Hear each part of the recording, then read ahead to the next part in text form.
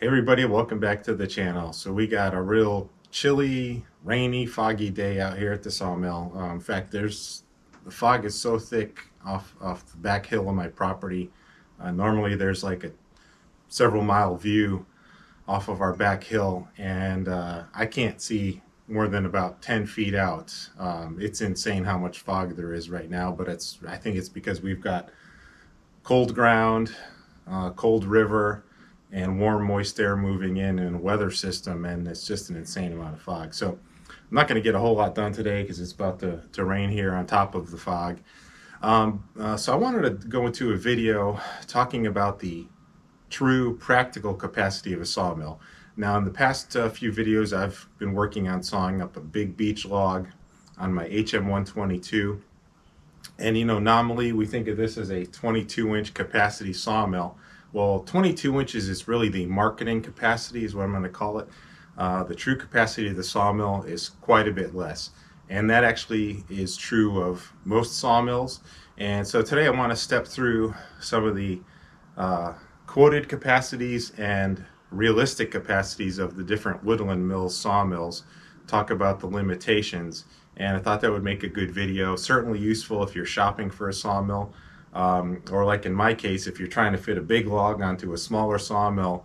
The limitations may be different than what you expect, and they certainly were for me. So stick around and we'll get started. Okay, so I want to start over here at the saw head and talk about the basic cutting capacity of this mill. And again, this is quoted as a 22-inch mill, but really when they say 22-inch, they're really talking about taking a 22-inch log and squaring it up into a cant. If you use a fairly standard rule of thumb, 0.707 times the log diameter, that's going to get you down to roughly a 15.5-inch square cant that you're going to be working with. But in terms of the basic maximum dimensions of the blade and the saw head itself, the first dimension we're concerned with is the height of the blade off of the bunk, and the maximum for that is going to be 19.25 inches. The second dimension is going to be between the two blade guides, and I would call that the throat width, and for this mill it's 20.25 inches. And then a final dimension you probably don't always think about, but on occasion you'll run into as a limit, is going to be the distance between the blade and your saw head frame. And for this mill, that's just over 6 inches, and that is going to kind of limit how much you can take off if you're trying to saw into a cant and maybe cut off a beam or go for a very thick slab. You're going to be limited to just over 6 inches there. And so the maximum blade height of 19.25, the throat height of 6, and then the throat width of 20.25. Those are our really physical maximum limitations of what we can cut with this sawmill based on what the blade can do as it moves through, three-dimensional space over your sawmill bed. Next, I want to move the camera around and talk about the second limitation, and that's going to be how you can physically put your wood and your logs on the bed to be able to saw them and take advantage of those dimensions of the saw head. Okay, so beyond the saw head and blade throat dimensions, really the next limitation to what we can cut is going to be dependent upon what we can hold on the sawmill bed, how we can clamp it down, how we can secure it for cutting. And this is where things really start to shrink down for the HM122. On this particular mill, really that limitation is going to be set by the distance between the inside of the log stop post and the inside of the clamp when the clamp is over at its maximum position. And for this mill, that's 17 inches. Okay, and so we've gone down, this is a 22-inch mill. Well, it's really cuts about 20 inches wide. Well, if you want to put something on the bed and clamp it down, now you're down to 17 inches. And so that's where things start to really get restricted on the HM122, and this happens on the other sawmills as well, and I'll talk about that when we go inside and look at the numbers on a spreadsheet. But just think about that, 22 inches, well, it's really 20 is maximum cutting width. Okay, well, you really can only clamp something that's 17 inches wide on the mill, and that's a new limitation now that's gone down quite a way. But it doesn't stop there. That's assuming I can have this clamp swung up in a position that will clear the wheels on the trolley as the trolley goes past during the cut. Well, when you get down to the very bottom of a cant, and normally I can saw a board down to about 3/4 to 1 inch off of the bunks here, very carefully.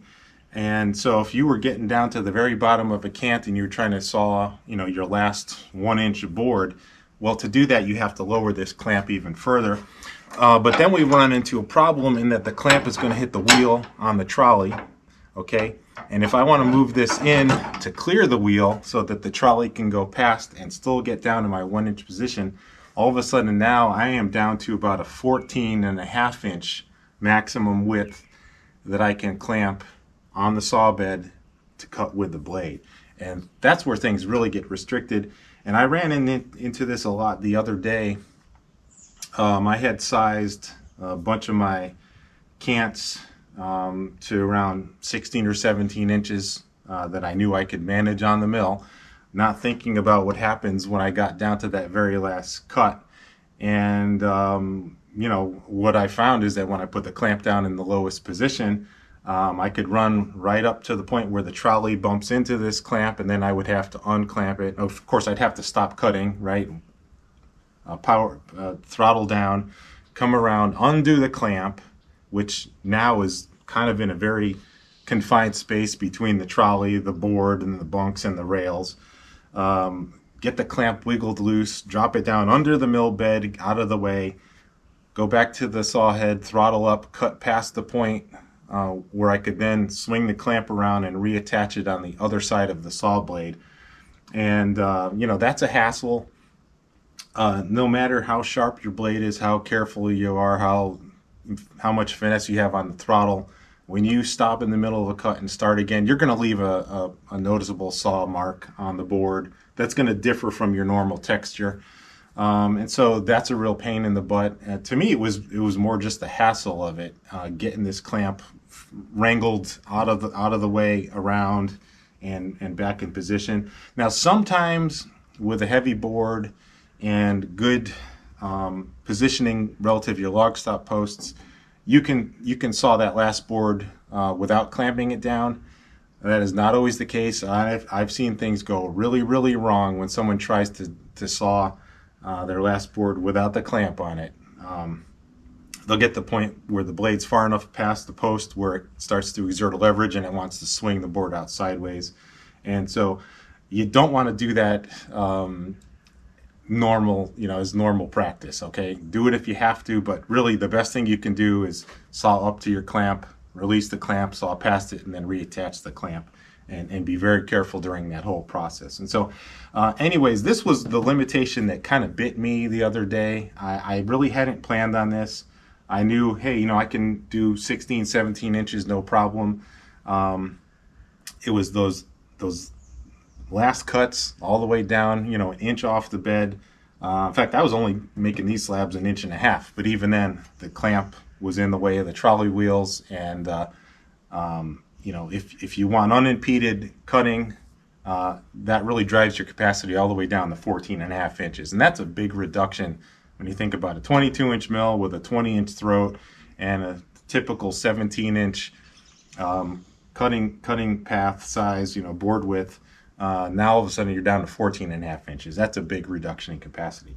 So at this point, hopefully that logic showed how things flow. We have this big maximum cutting space on the saw head, and then we start to get limited by what we can clamp down to it. At this point, I want to go in and look at the numbers for all the Woodland Mills sawmill models and just show you how the marketing capacity translates down into a practical real-world capacity when you're cutting wood on the mill. All right, so here we are sitting at the computer to look at some of the dimensions and basically the capacities of the different sawmills currently sold by Woodland Mills. In green here, I've pulled some of these numbers right off of their website, and in fact, if we go over, you can see if we flip through the various sawmill pages, there's the 122. They've got these dimensions quoted down here: the log diameter, the maximum board width, maximum live edge width, which corresponds to really the throat width between the blade guides. So that's the 122, same numbers for the 126, and then if we go to the 130 max, it's also got the same numbers published here. So those are the numbers I pulled in and put here in green in this table. So each row is the sawmill, and then we've got the nominal log diameter here in the first column. This is what I'm calling their marketing mill size. That's what they use to describe the sawmills. And so we've got 22, 26, 30. Again, from their website, what they're calling the maximum live edge width, I'm just calling the throat width between the blade guides, 20 inch, 24, 30 inch. And then what Woodland Mills publishes as the board width, they've got 17, 21, and 29 inches, and we'll come back to that in a second.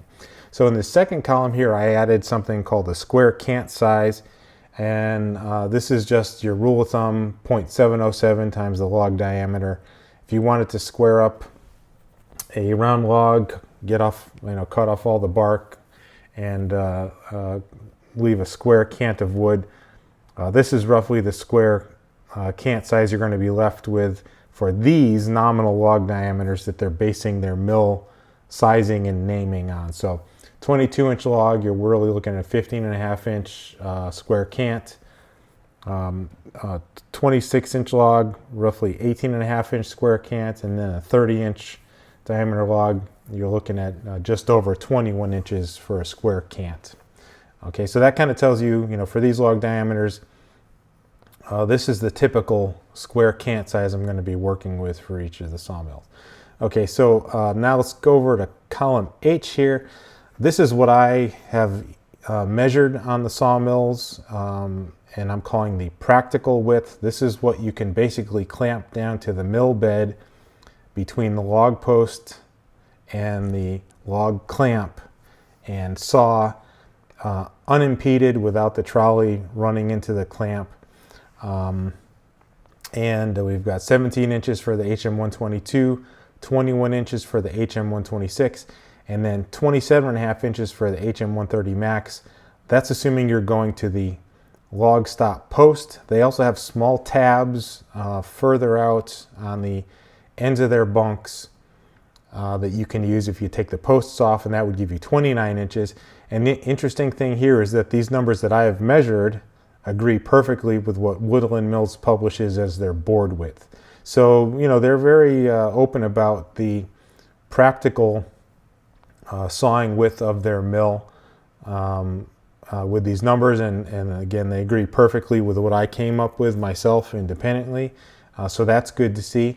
Really, the only little thing to note here is that for the HM130 max, they're getting their maximum number by not using the post, by using the little tab on the bunk, part of the bunk, stainless bunk cover.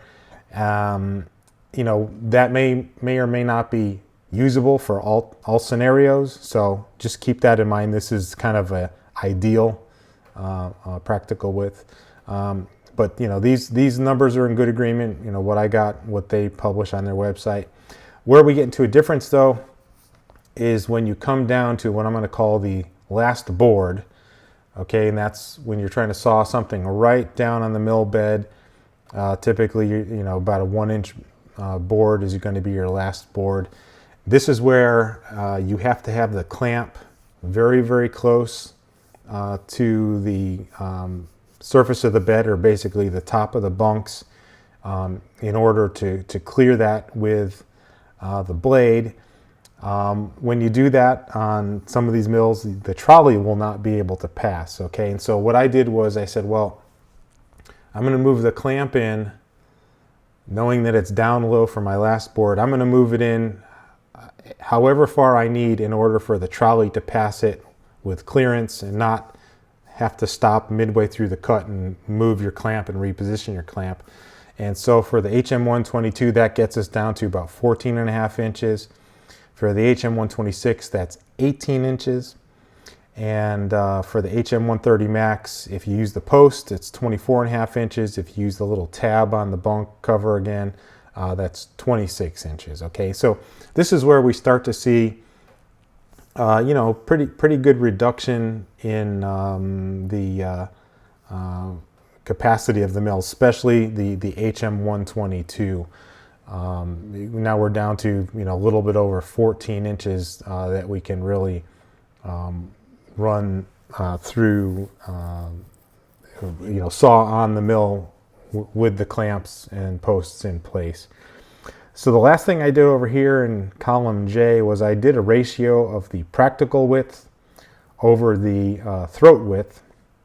And so throat width, again, that's the distance between the blade guides. That's what you could ostensibly saw if there were no other obstacles on the saw bed or the posts or the clamps. This is really the amount of blade you can put into the wood. And so I took the practical width divided by this throat width and came up with this ratio here. And so for the HM122, we're at about 0.85. That means we kind of lose 15% basically of our ideal theoretical cutting capacity just because of the posts and the clamps on the sawmill bed. We're at 0.88 for the HM126, so about a 12% loss. The HM130 Max is in much better shape. It's only got really an 8% loss if you use the posts, or down to a 2% loss if you use the little tabs on the bunk covers. And really everything about the 130 Max I think has been engineered to really let you take full advantage of the cutting capacity of the saw head and the throat width. Okay, so this is really the only mill where the saw bed is probably overkill wide, but it's done that way to let you take full advantage of the cutting capacity of the saw head and the blade. And in fact, if we step through some of the drawings here for some of the mills, you can get these on Woodland Mills website. This, by the way, you can use these drawings to come up with the same numbers I have in my spreadsheet by picking dimensions off of the drawings. So these are very handy for this type of analysis. But just look here, they've got a 22-inch log shown in this red dashed line here for the HM122. Let me zoom in on that a little bit so we can see it a little bit better. They've got this 22-inch log shown here. It's wider than the flat section of the bunks. It's wider than the space you're going to have between your log post and your clamp.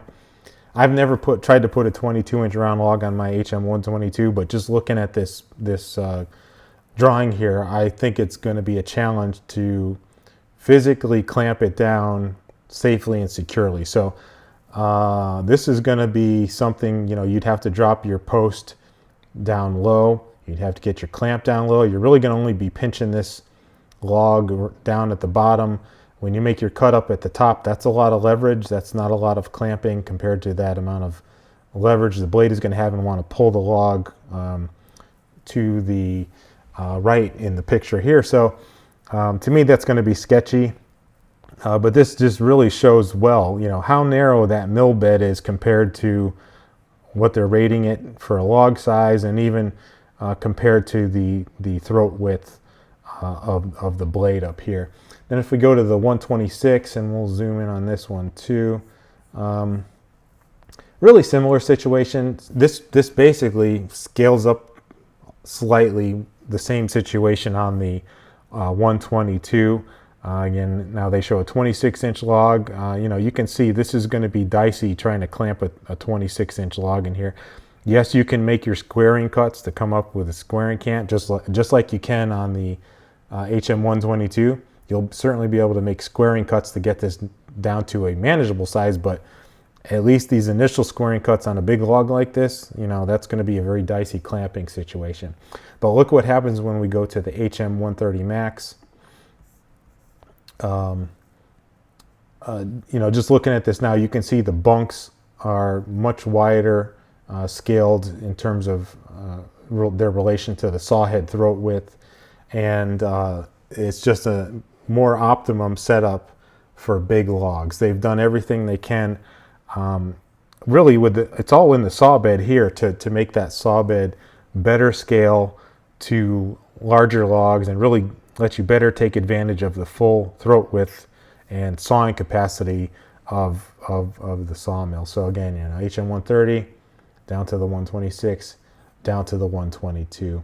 And so, to me, this kind of really shows the difference between what I call the nominal log diameter, or what they're using in marketing to tell you the size of the sawmill or its capacity, versus the practical width. Okay, we lose 5 inches practical width on the HM 122 and 126. The HM 130 max, because it's better set up for cutting wide stuff, you only lose really 2.5 inches if you're using the posts, and only 1 inch if you're able to use the little tabs on the stainless bunk cover. So to me, practical width is what you need to focus on when you're shopping for a sawmill, when you're planning out your projects and what you need to cut. It's certainly not the marketing number. It's certainly not the throat width. It really comes down to what you can clamp down safely to that sawmill bed and saw through unimpeded without having to stop and reposition your clamps. Now, the last thing I want to note here is, if you compare this practical width to the square cant size, all of the mills have more than enough capacity to handle the square cant size associated with their nominal log diameter. So if I was just going to take a guess as to how Woodland Mills came up with these nominal diameters, I think they went with the practical width, or what they call their board width of the mill, and kind of reverse backed out to it. Okay, this is what I could handle. Well, these are some feasible square cant sizes, and then do the 0.707 math in reverse, and you come up with these nominal log diameters. That's just my guess for how they were doing things. And so I think these are, there's a reasonable connection here between all these numbers. Just be aware of what they're saying is capacity or size of their sawmill is not the same as its practical capacity when you get something on that sawmill bed. All right, so I hope this video has been useful, whether you're shopping for a sawmill or just trying to plan a complicated cut of, some big pieces of wood on a smaller sawmill. I think it's good to be aware of both the clearance limitations of the bandsaw blade itself and the saw head, and then also what you can physically clamp down to the sawmill bed to be able to cut through without restrictions or any hassles or any other issues. And so I hope this has been useful for a lot of reasons. This is something I wish I had thought of 2 weeks ago before I had started planning a lot of cuts, but it's in my head now. One last thought I want to leave you with is, we talked about the one of the main limitations being what you can clamp between the log stop post and your log clamp itself. There's no reason you have to be limited by those things on any sawmill, and in fact, you could come up with a custom fixture to hold down logs, to hold down cants, to let you cut bigger wood than this physical clamp dimension you get from the Woodland Mills setup. And there'd be a whole bunch of ways to do that. And maybe in a future video I'll go into that, because I do have some ideas. God forbid if I ever have to cut large pieces of wood on this mill again, I'm going to look into that. But really, we do waste an awful lot of space. If you think about where the blade guides are and the maximum throat width of this blade, we sure do waste an awful lot of space between here and the inside of that log stop post. You could gain that back with a smarter log stop design. Doesn't have to really be a post. It could be a little tab on the end of your bunk over here. So that's going to gain you 3 to 4 inches very easily. And then you could really come up with a more efficient clamp design.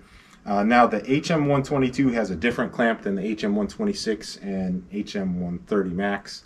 But they all have this physical limitation where the clamp and its mechanism and its handle and the way it's fastened to the mill bed, that wastes space too. And I know they designed these clamps to be very tough and to handle the loads and give you strong clamping force, but I think it's very possible you can go to a smaller, more compact clamp design for limited situations and do just fine, and probably gain an inch or two on that end as well. So that's something to think about into the future, something I might do a video on. Really, it would be for me how to go from the practical limitation of really 14.5 inches on this mill up closer to the throat width of 20.25 inches, and that would be a pretty big gain for the sawmill. So that'll be a good topic for a future video, but for now, that's going to wrap things up for today. As always, if you have questions or comments, please leave them below, and thanks for watching.